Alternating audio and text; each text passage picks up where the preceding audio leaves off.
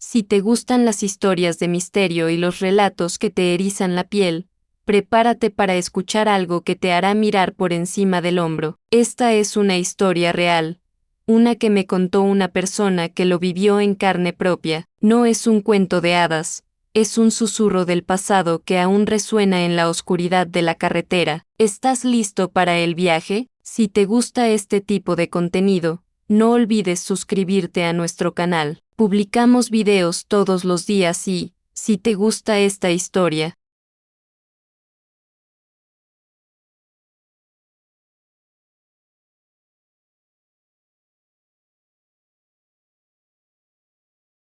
dale me gusta y cuéntanos en los comentarios de dónde eres y a qué hora nos escuchas. Buenas noches, mi gente. Mi nombre es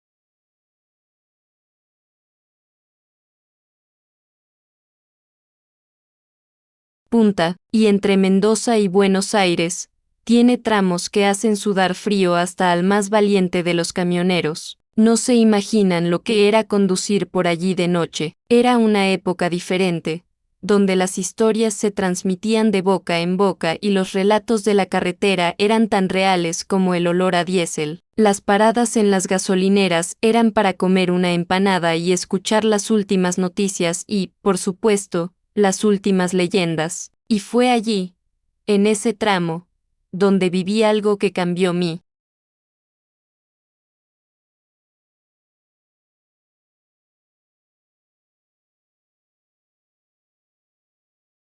vida para siempre, algo que, incluso después de tantos años, todavía me hace mirar por el espejo retrovisor cuando conduzco de noche, incluso en la gran ciudad. Es una historia que comienza con un amor, un camionero y una novia, un amor que se perdió en la niebla de la carretera y una espera que se hizo eterna allí, muy cerca de un antiguo cementerio. Así que, si tienen coraje, quédense conmigo, porque esta historia no es para los de corazón débil, es un relato de algo que sucedió de verdad y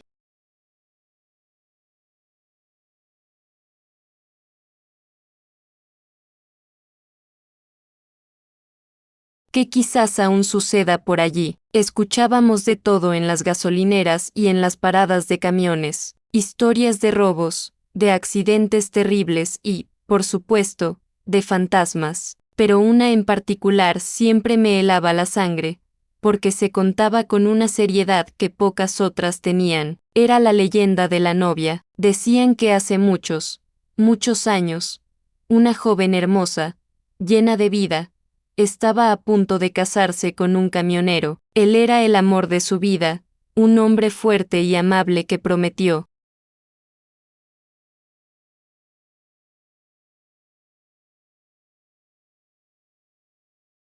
volver de su último viaje antes de la boda. Ella preparó todo con tanto cariño, el vestido blanco, la iglesia decorada, el banquete, cada detalle era un paso en el camino hacia la felicidad que tanto soñaba. Los vecinos comentaban sobre su alegría, sobre cómo irradiaba luz. Pero el día de la boda llegó y el novio no, ni al día siguiente, ni en la semana. La novia, pobrecita, esperó y esperó, vestida de blanco, en la ventana de su casa, mirando la carretera que él había prometido que lo traería.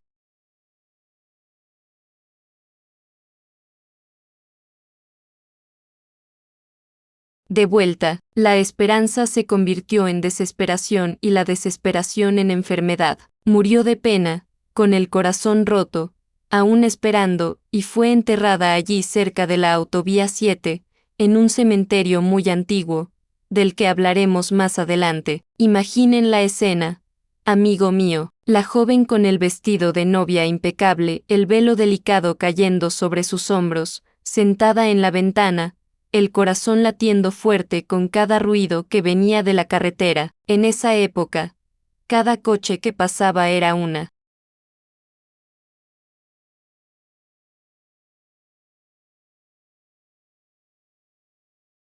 esperanza renovada. Los días se arrastraban y el polvo de la autovía 7 parecía llevarse la alegría que antes llenaba la casa. Las flores de la boda se marchitaron, el pastel se endureció y la sonrisa de la novia que antes lo iluminaba todo se apagó, dando lugar a una sombra de tristeza. La gente del pueblo intentó consolarla. Pero, ¿cómo consolar un corazón que solo quería que su amor regresara? No comía, no dormía, solo miraba la carretera, con los ojos rojos e hinchados, esperando un milagro.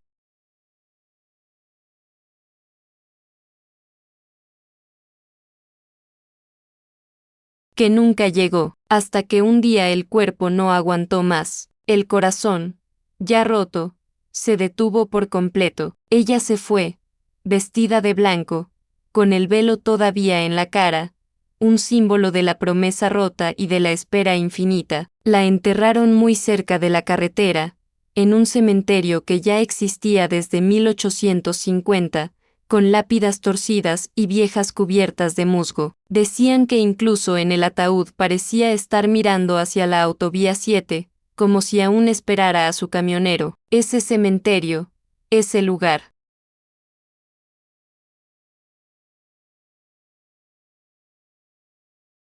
Tenía una energía diferente, era antiguo, colonial, con cruces de madera que se inclinaban con el tiempo y estatuas de ángeles con los rostros desgastados por la lluvia y el viento. Estaba justo al borde de la autovía 7, un lugar aislado. Los mayores siempre avisaban, no se detengan cerca de ese cementerio de noche, ahí hay cosas que no son de este mundo, y los que éramos jóvenes escuchábamos, pero siempre con ese aire de quien no cree mucho, ¿saben? Pensábamos que eran solo historias, pero la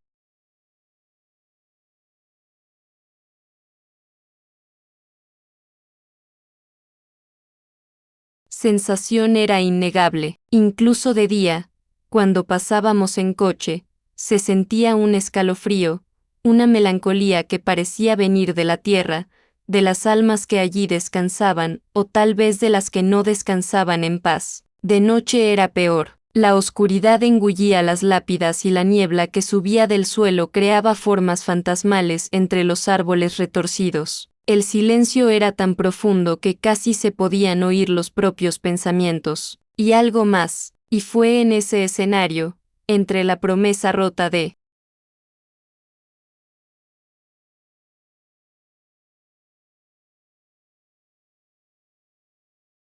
la novia y el pesado silencio del cementerio, donde mi historia comenzaría a desarrollarse. Yo no lo sabía, pero la autovía 7 tenía un encuentro programado conmigo justo allí. Era una noche fría, con esa niebla densa que solo la autovía 7 sabe producir. Yo volvía de un viaje largo, ya cansada, y lo único que quería era llegar a casa. La radio del coche chirriaba, intentando sintonizar alguna estación, y la carretera frente a mí parecía un túnel sin fin. De repente, justo al borde de la pista, una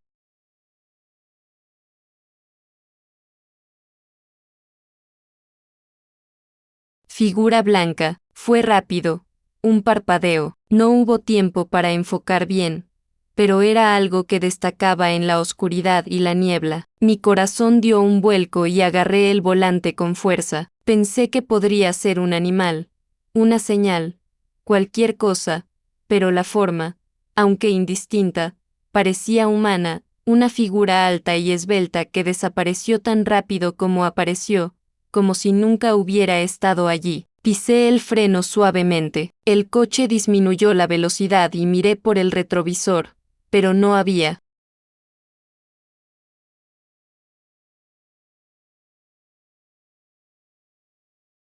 nada, solo la niebla tragándose la carretera detrás de mí, sin dejar rastro. Sentí un escalofrío, un mal presentimiento. Debe ser el cansancio, me dije a mí misma, tratando de convencerme, pero la imagen de esa figura blanca, aunque fugaz, quedó grabada en mi mente. Era la primera vez que algo así me pasaba en ese tramo. Después de ese día, empecé a sentir algo extraño cada vez que pasaba por ese tramo de la autovía 7, una sensación de que no estaba sola, aunque no hubiera nadie más cerca. La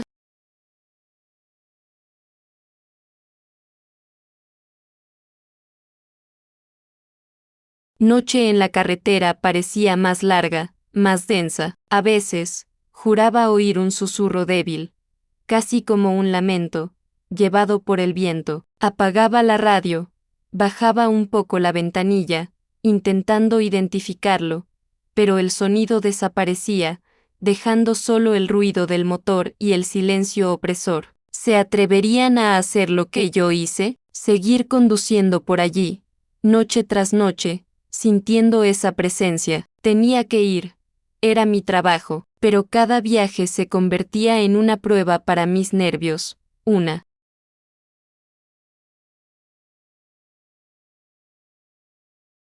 prueba de coraje. Empecé a evitar mirar a los lados, concentrándome solo en la carretera de enfrente, como si ignorar la presencia la hiciera desaparecer. Pero la sensación de ser observada era constante, un peso invisible sobre mis hombros que me acompañaba, y fue en una de esas noches, con la cabeza llena de pensamientos y el corazón acelerado, que la cosa se volvió más clara, más real. Lo que vi en el espejo retrovisor me hizo cuestionar mi propia cordura. De verdad, yo estaba conduciendo.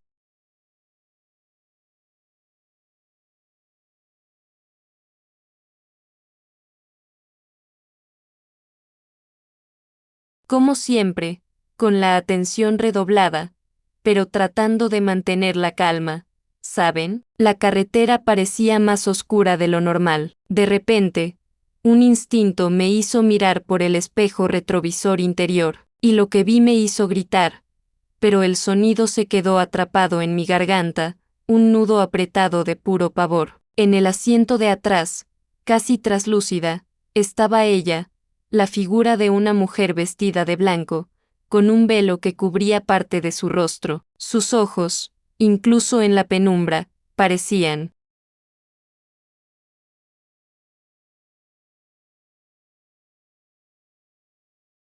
vacíos, pero llenos de una tristeza profunda y antigua que parecía venir de otro tiempo. Era increíble, fue por un segundo, quizás menos, pero fue tiempo suficiente para que la imagen se fijara en mi mente como una fotografía aterradora. Mis brazos temblaron sin control y pisé a fondo el acelerador. El coche chirriando en la pista mojada. Necesitaba salir de allí lo más rápido posible. Sin pensar, volví a mirar el retrovisor y ella ya no estaba, pero la sensación de pánico era muy real. El sudor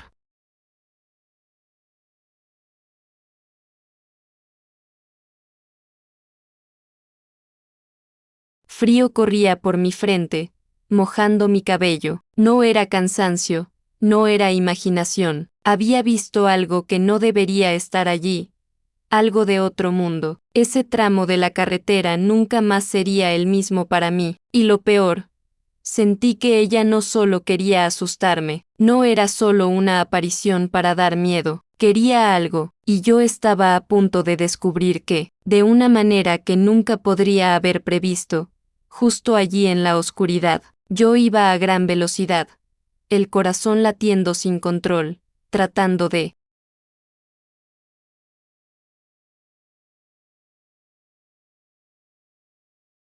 dejar atrás esa visión, bien lejos. Pero la autovía 7 tiene sus propios planes y la suerte no estaba de mi lado. De repente, el motor se atascó, tosió y, con un último suspiro, se detuvo por completo. El coche se deslizó unos metros y se detuvo en el arcén. Silencio, un silencio que era más aterrador que cualquier ruido que pudiera imaginar. No había luces de otros coches, ningún sonido de civilización cerca, solo la oscuridad y el frío cortante de esa noche. Intenté encender el coche varias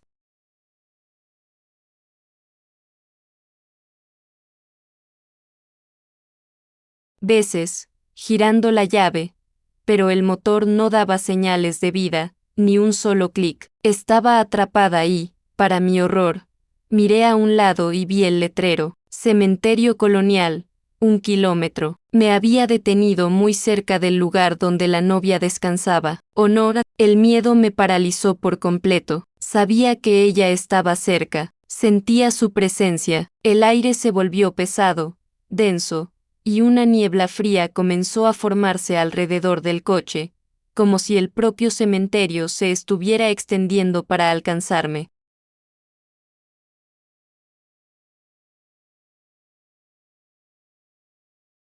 Para envolverme, y entonces, en la oscuridad de enfrente, entre los árboles retorcidos que bordeaban la carretera, una forma comenzó a materializarse, lenta, gradual, pero inconfundible. La figura blanca que había visto antes ahora venía hacia mí, sin prisa, pero con un propósito. La figura se acercaba y, con cada paso lento, se volvía más nítida, más real. No era un truco de luz, ni el cansancio jugándome una mala pasada. Era ella, la novia de la leyenda, vestida con su velo y vestido blancos.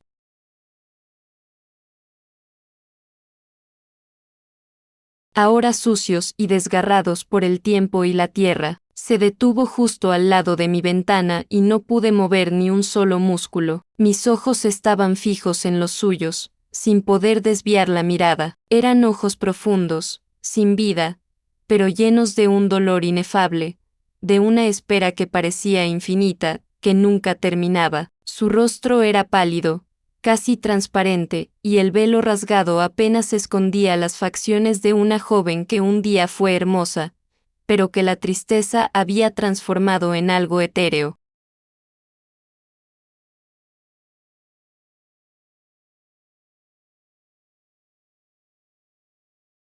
Casi irreal, sentí un frío que no venía de la noche de afuera, sino de dentro del alma, un escalofrío profundo, un sonido, un lamento bajo, casi un gemido, escapó de sus labios inmóviles como un suspiro antiguo. No era un sonido de ira, ni de amenaza, sino de una agonía profunda, de un corazón roto, que aún latía con el dolor de la pérdida, con la ausencia del amado. Ella extendió su mano pálida hacia la ventana, como si quisiera tocar algo o tal vez mostrarme algo, y yo, paralizada por él.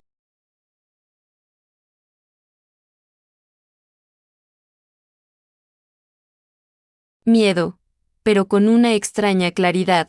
Me di cuenta de que no quería lastimarme, quería ser escuchada, tenía algo importante que decir. Su mano flotaba sobre la manija del coche y yo podía sentir el frío que emanaba de ella, incluso a través del cristal. Sus labios se movieron ligeramente y, aunque no oí palabras claras, un mensaje se formó en mi mente como un pensamiento que no era mío, sino de ella. Justo allí, él no regresó, él nunca regresó. La tristeza era abrumadora y sentí una punzada de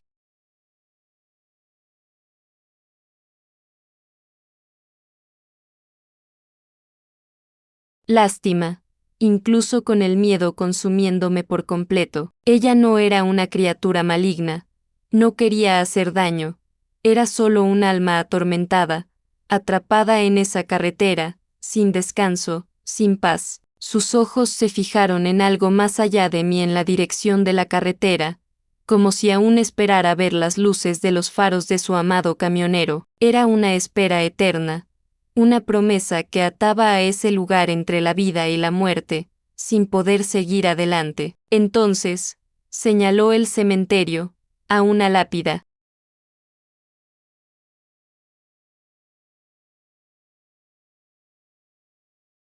Específica, con un gesto lento y doloroso, lleno de pesar. Allí estaba enterrada, pero su espíritu aún vagaba, incapaz de encontrar la paz sin su novio, sin su amor. En ese momento, entendí lo que ella quería. No quería asustarme, quería que alguien supiera de su dolor, de su espera sin fin, quería que alguien recordara a su novio, el amor que fue interrumpido para siempre por la autovía 7 en ese lugar. De repente, como un milagro inesperado, el motor del coche dio un chasquido y se encendió.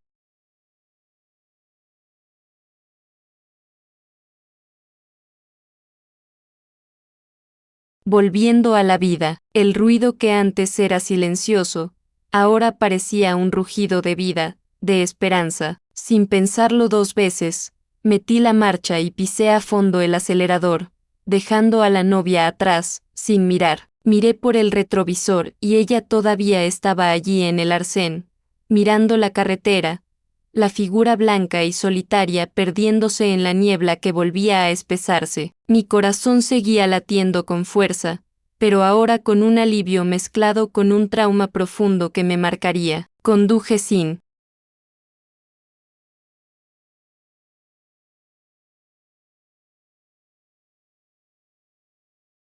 parar, sin mirar atrás, hasta que sexta las primeras luces de la ciudad, que parecían un paraíso. Mis manos sudaban en el volante y las lágrimas corrían por mi rostro, no solo por el miedo, sino por una extraña compasión por la novia, por su dolor. Esa noche, no solo encontré un fantasma en la carretera, encontré una historia de amor y dolor que se negaba a morir, a ser olvidada. La autovía 7 no era solo una carretera para mí, era un guardián de almas perdidas, de secretos. Llegué a casa exhausta.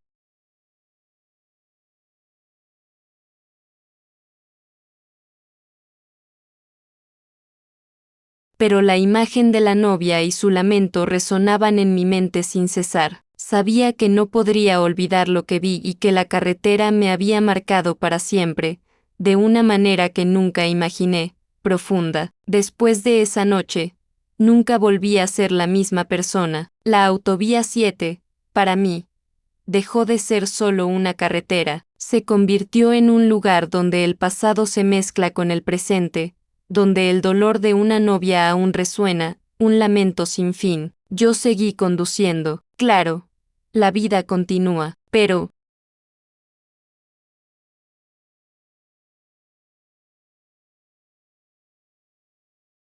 cada vez que paso por ese tramo entre Mendoza y Buenos Aires, cerca del cementerio de 1850, siento un escalofrío y siempre doy una rápida mirada al arcén para ver si la figura blanca no está allí esperando, observando. Dicen que ella todavía espera, que cada noche de niebla la novia camina por el borde de la carretera, con su vestido sucio y el velo desgarrado, buscando a su camionero que nunca regresó. Una espera eterna, un amor que está atrapado, sin paz. Así que, amigo mío, la próxima vez que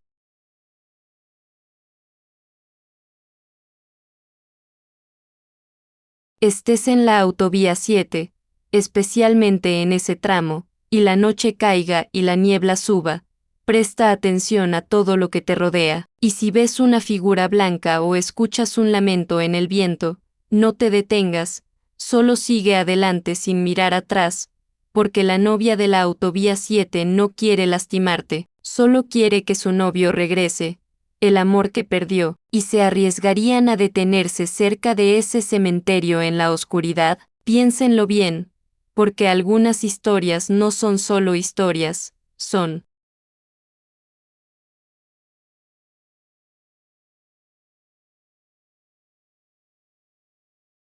advertencias, lecciones que la carretera nos da. Muchas gracias por escuchar hasta aquí. Si te gusta este tipo de contenido, no olvides suscribirte a nuestro canal. Publicamos videos todos los días y, si te gustó esta historia, dale me gusta y déjanos en los comentarios de dónde eres y a qué hora nos escuchas. Hola, gente, mi nombre es Doña Emilia y hoy quiero compartir con ustedes algo que me pasó hace muchos años en lo profundo del estado de Chihuahua. No se imaginan cómo era la vida en esa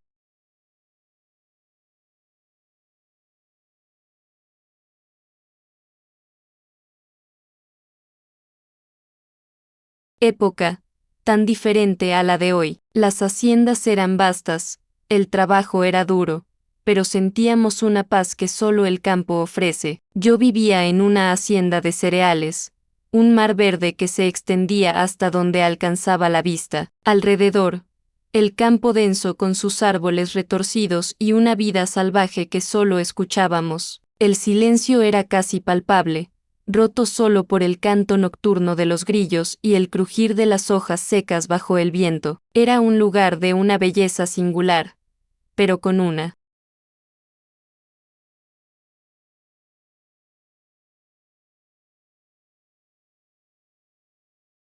quietud que a veces parecía esconder secretos. En esa época, aprendimos a leer los signos de la naturaleza, a entender el ritmo de la tierra. El sol salía dorado, prometiendo otro día de trabajo, y se ponía en tonos de fuego, trayendo el frescor de la noche. La vida era simple, pero llena de desafíos, y nos aferrábamos a la fe y a las tradiciones para seguir adelante. No sabía yo que esa paz aparente estaba a punto de ser rota por algo que desafiaría toda mi comprensión. Los días pasaban uno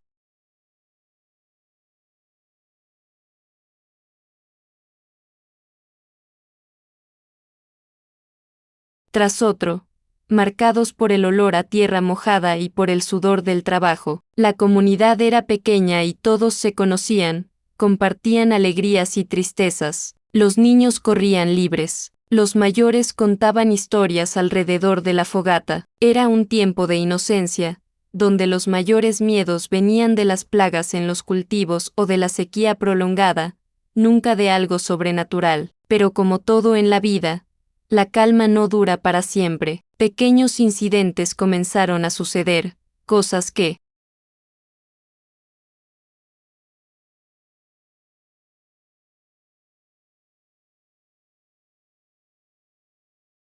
intentábamos explicar con la lógica, pero que dejaban un sabor amargo en la boca, un presentimiento, ¿saben? Esa sensación de que algo se estaba preparando para emerger de las sombras. Y eso fue exactamente lo que sucedió, de una manera que yo jamás podría haber imaginado. La hacienda donde yo vivía era grande y la plantación de cereales requería muchas manos. Nuevos trabajadores venían de lejos, buscando una vida mejor. Pero no todos encontraban lo que buscaban, y algunos, lamentablemente,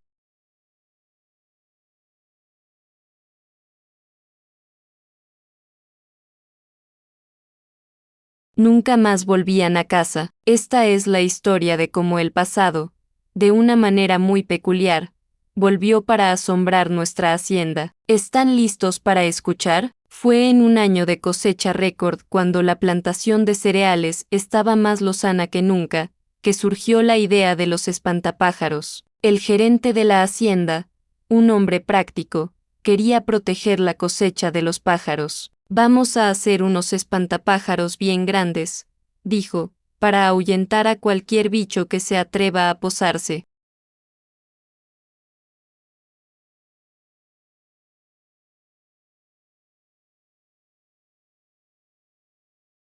en nuestro cultivo. Parecía una solución simple.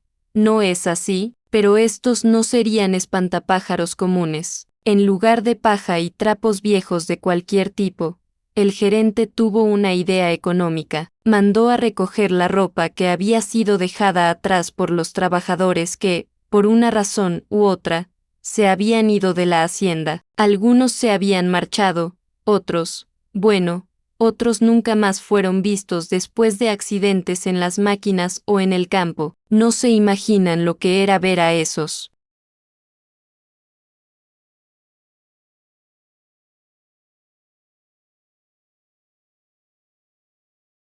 espantapájaros tomando forma. Eran altos, desgarbados, con los brazos abiertos como si fueran a abrazar el viento. La ropa, maltratada por el sol y el trabajo, le daba a cada uno una personalidad extraña. Un sombrero de paja aquí, una camisa a cuadros allá, unas botas viejas que parecían haber caminado por kilómetros. Cada uno era una figura solitaria en medio de la inmensidad verde. Recuerdo uno en particular que estaba muy cerca de la casa principal. Llevaba unos pantalones vaqueros,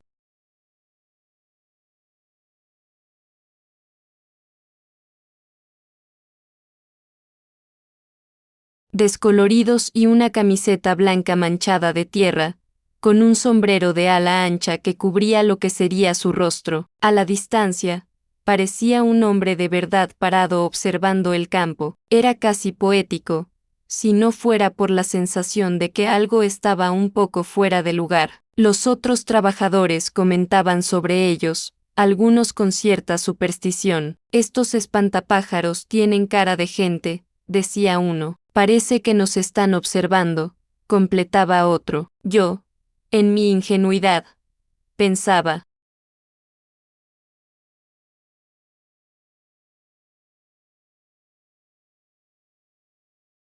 que era solo la imaginación de la gente, fruto del cansancio y de las largas horas bajo el sol, pero la verdad es que algo en el aire había cambiado y simplemente no sabíamos descifrarlo. Los plantaron en la tierra, uno por uno en puntos estratégicos de la plantación. Parecían guardianes silenciosos, con sus brazos abiertos, como si protegieran la cosecha, pero con el tiempo, empecé a sentir que no era solo la cosecha lo que estaban custodiando, algo más, algo mucho más antiguo y pesado, parecía.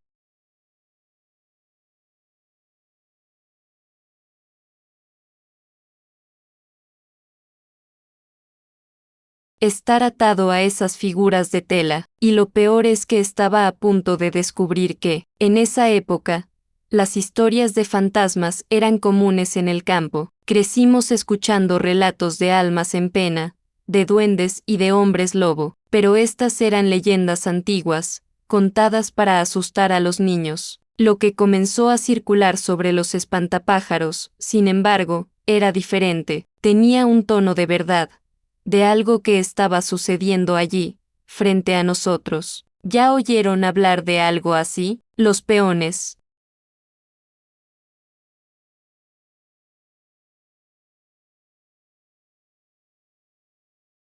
Más viejos, con sus rostros marcados por el tiempo, comenzaron a susurrar. Esta ropa tiene historia, decía don Aurelio, uno de los más antiguos de la hacienda. Es de gente que se fue, gente que tuvo su fin aquí. Y el alma, doña Emilia, el alma no se deshace tan fácilmente. Lo decía con una seriedad que me hizo tragar saliva. Recuerdo una noche mientras cenábamos, el silencio fue roto por un comentario de Carmen, una de las cocineras. Dicen que uno de los espantapájaros usa la camisa del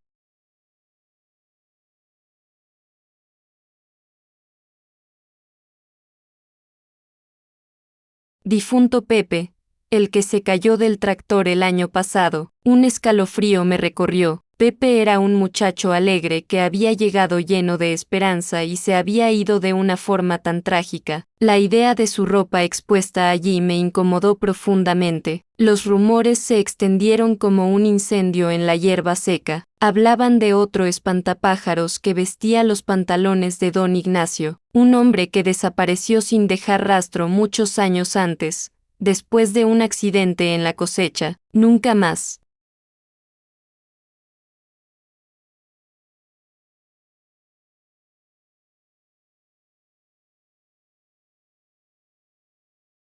Fue encontrado, decían. ¿Será que la ropa guarda su memoria? Las preguntas quedaban en el aire, sin respuestas, solo con más miedo. Yo trataba de no prestarle atención, pero era difícil. A veces, al pasar junto a los espantapájaros, sentía un escalofrío. No era miedo a los pájaros, sino a algo más. Los ojos de Botón o la falta de ellos parecían seguirme. Era como si detrás de esos viejos trapos hubiera una presencia, una mirada silenciosa que acompañaba cada uno de nuestros movimientos en la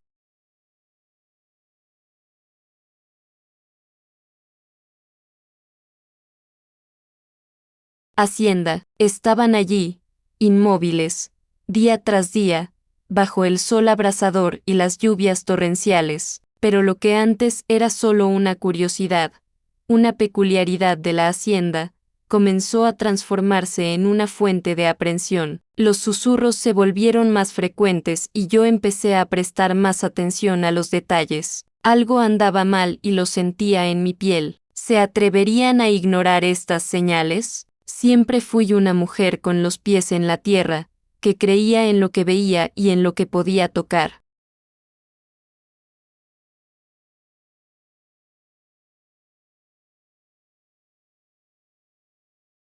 Pero hubo un día, un atardecer en que mi certeza comenzó a tambalearse. El sol ya se ponía, pintando el cielo de naranja y morado, y yo regresaba de la huerta con la cesta llena de verduras frescas. El viento soplaba suave, casi una brisa, pero algo me hizo detenerme a mitad de camino. Pasé cerca de ese espantapájaros que mencioné, el que estaba más cerca de la casa. Estaba allí, como siempre, con su sombrero de ala ancha y la camisa manchada, pero de repente lo oí, un crujido distinto, no de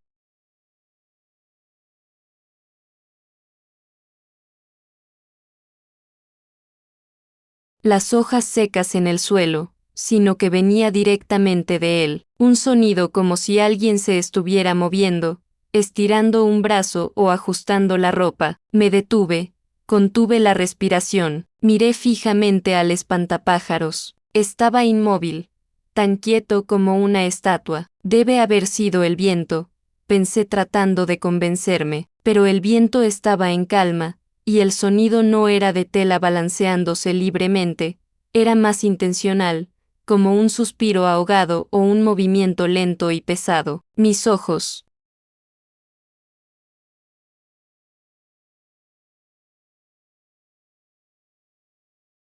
recorrieron cada detalle de la figura de tela, las costuras, los botones, el sombrero, todo parecía normal, pero la sensación de que algo se había movido, de que no estaba sola, persistía. Mi corazón latía más fuerte y un escalofrío subió por mi espalda. Me sentí observada, incluso sabiendo que era solo un muñeco de tela y paja. Aceleré el paso, casi corriendo hacia la casa, sin mirar atrás. Intenté alejar la idea, convencerme de que era el cansancio, la imaginación, pero la imagen de ese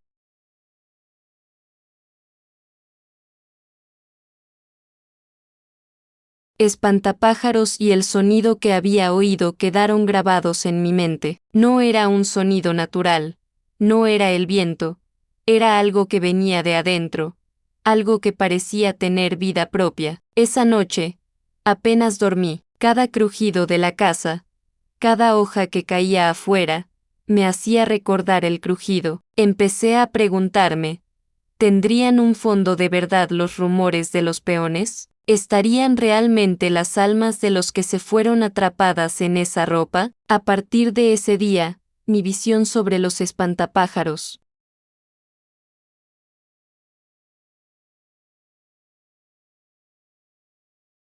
nunca más fue la misma, y las señales, no se imaginan, apenas estaban comenzando. Después de ese día, mi curiosidad, o tal vez mi miedo, me impulsó a investigar. Necesitaba una explicación, algo que pudiera desmentir lo que estaba empezando a sentir. Empecé a preguntar discretamente a los otros trabajadores, a los más viejos, sobre la ropa usada en los espantapájaros, y lo que descubrí, no se imaginan, era mucho peor que cualquier leyenda. Fue doña Carmen, la lavandera de la hacienda, quien me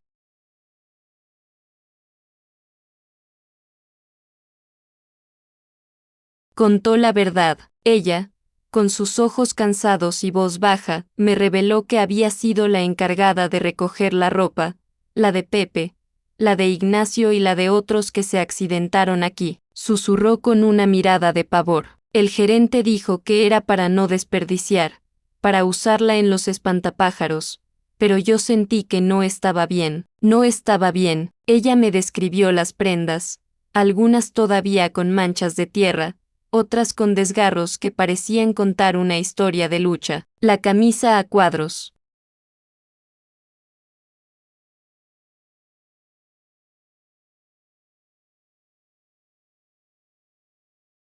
de uno, los pantalones vaqueros de otro, eran la ropa de hombres que habían perdido la vida en esas tierras, en accidentes trágicos y a menudo olvidados. Sus recuerdos, sus últimos momentos parecían impregnados en las telas. La revelación me golpeó como un rayo. No eran solo ropa vieja, eran las últimas prendas de hombres que habían muerto en la hacienda, que tal vez no habían tenido un entierro digno o cuyas familias nunca supieron lo que realmente sucedió. La idea de que sus espíritus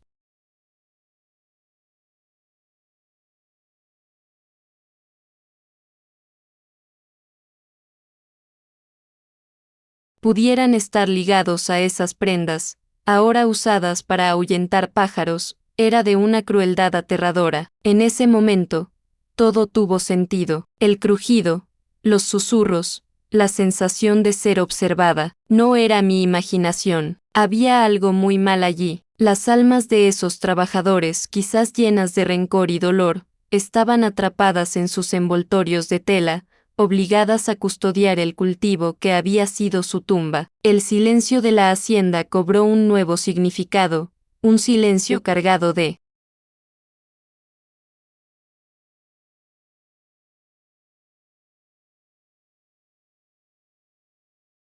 lamentos. Volví a casa con el corazón pesado, la mente bullendo con pensamientos sombríos. Los espantapájaros, antes figuras inofensivas, ahora parecían monumentos a la tragedia, cada uno guardando un secreto oscuro. Y yo sabía, con una certeza fría, que este descubrimiento era solo el comienzo. Lo que vendría después, no estaba preparada para enfrentarlo. ¿Lo estarían ustedes después de descubrir la verdad sobre la ropa? Cada espantapájaros en la hacienda se convirtió en una fuente de terror.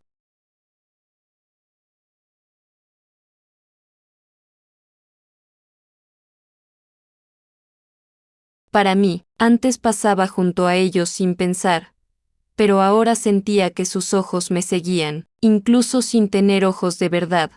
Esos agujeros o botones parecían fijos en mí, en cada uno de nosotros que trabajaba en esas tierras. Era una sensación que me robaba la paz. Trataba de evitar mirarlos, pero era imposible. Estaban por todas partes, esparcidos por la inmensa plantación de cereales. Cada vez que levantaba la cabeza, allí estaba uno de ellos parado, silencioso, pero con una presencia que,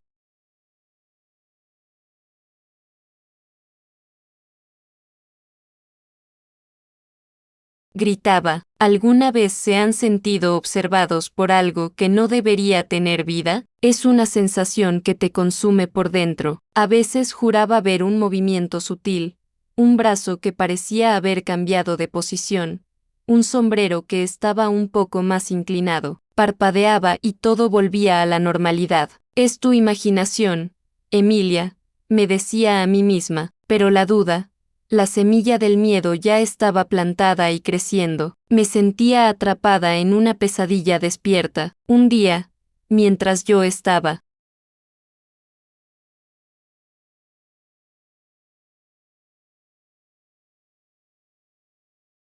trabajando en la huerta, de espaldas al campo, oí un ruido, un chasquido seco como una rama que se rompe. Me di la vuelta rápidamente y allí estaba el espantapájaros más cercano, con su brazo de tela colgando de una manera extraña, como si se hubiera soltado. No había viento fuerte, no había nadie cerca, solo yo y él y el pesado silencio del campo. Corrí hacia la casa, el corazón a saltos. Le conté lo que vi a mi esposo, pero él, un hombre más escéptico, trató de calmarme. Debe haber sido él.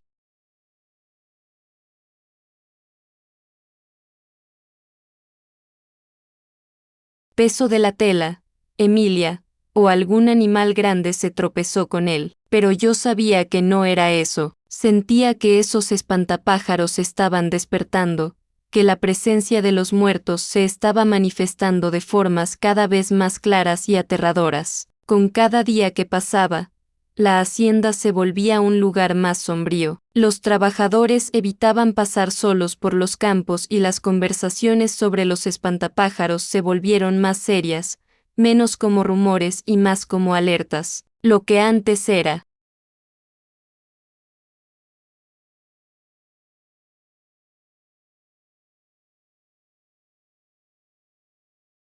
Una superstición, ahora parecía una verdad innegable, y lo peor aún estaba por llegar. No se imaginan lo que sucedería de noche. Si durante el día los muñecos de tela ya me daban escalofríos, cuando llegaba la noche, el pavor aumentaba mucho. El campo, que durante el día estaba lleno de vida y trabajo, se convertía en un laberinto de sombras y ruidos desconocidos. El sonido de los pájaros nocturnos, antes tan común, ahora parecía un llanto, un presagio de cosas terribles. Fue en esas horas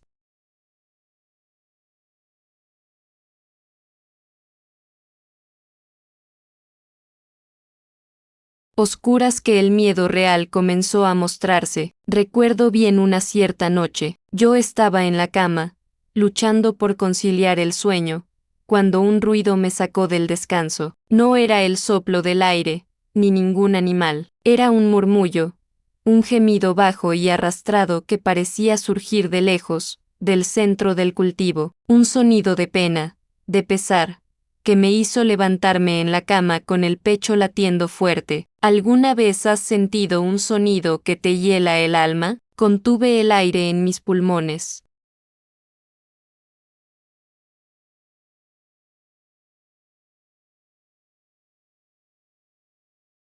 Tratando de entender de dónde venía aquello, el ruido se volvió un poco más fuerte, más